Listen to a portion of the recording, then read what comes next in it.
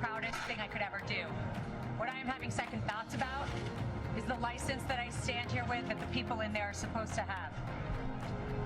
I have not spoken because I respect my ethics while I'm on trial. But let me now speak about what has happened. I have sat on trial after trial for months in this state, the state of New York. Attorney General Letitia James, and now this. Weeks.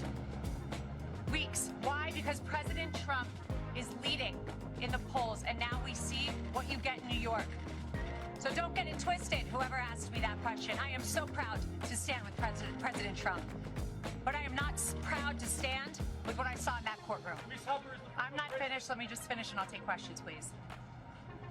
Before I walked into court, that judge decided that every single defense President Trump had, we were not allowed to raise in front of the jury. It is in writing, and I encourage the journalists, the real journalists, to take the minute to look at his orders.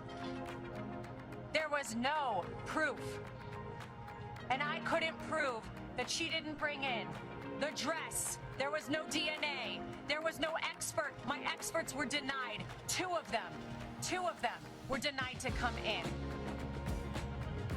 They didn't let me bring up that Reid Hoffman funded Miss Kaplan. And you know what we got in there? That my witness, who was her friend, who said that she is a drug addict and the drug addict is herself. That friend, I found out in there, was paid for by Miss Kaplan's firm, and that is disgusting. That is a violation of everything I stand for, and that is why I stand with Trump.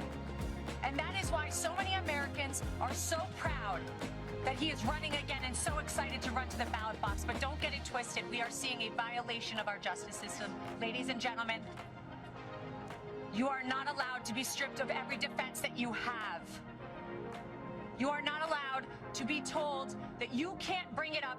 And imagine a point where a judge tells the lawyer, before your client, the former president of the United States, the leading candidate and obvious nominee for the Republican Party, before he takes the stand to defend himself, Ms. Habba, tell me the questions you're going to ask in open court and tell me exactly what he's going to respond. And then edited my questions, edited the response he was allowed to give. And guess what my client did? He took the stand.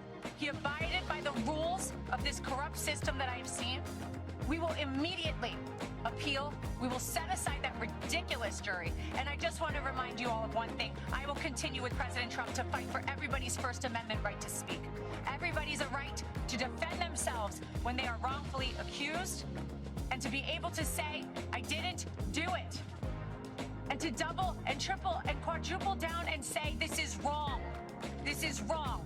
But we are in the state of New York. We are in a New York jury, and that is why we are seeing these witch hunts, these hoaxes, as he calls them. And this is another one of them. Be brought in New York, in states where they know they will get juries like this. It will not deter us.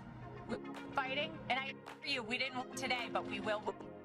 That was made in there, and the behavior I saw in there, some of which was reported widely today, gave us the most perfect record on appeal. And even if I needed it, which I don't, we were stripped of every defense, every single defense before we walked in there. And I am proud to stand with President Trump because he showed up, he stood up, he took the stand, and he faced this judge. And you know what? I'll continue to do so with him. Yes. Of course, I've spoken with the president. The former president does not live his life in fear, as you've seen every single day. The former president and probably future president will continue to fight for Americans. Thank you very much, everybody.